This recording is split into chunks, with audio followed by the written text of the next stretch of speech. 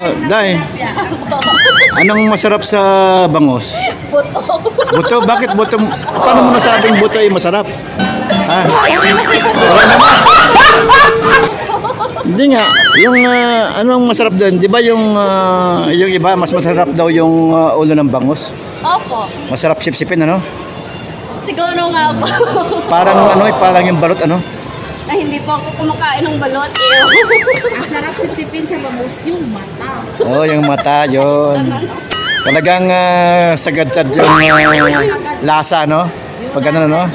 Oo. Masasatisfied ka sa lasa. Ganon. Sana all. Pero bangus madalas ang pagkain mo ng ulam mo? Opo. Sana all. Kaya pala nasarapan ka doon sa pagkain ng bangus. Masarap na ulamin talaga, no? Ano, masarap ulamin, no? Opo. Pero yung tilapia hindi ako kumakain, no? Hindi po. Bakit naman? Bakit naman hindi ka kumakain ng tilapia?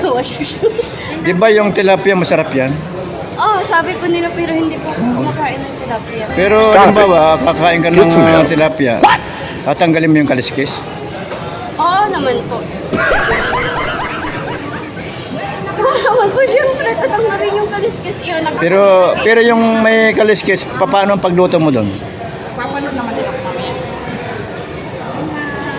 Inihaw? Ayun, tama ka.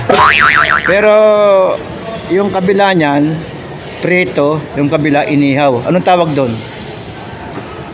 Kabila inihaw. Kabila ng tilapia, prito. Anong tawag doon? Inihaw pirito.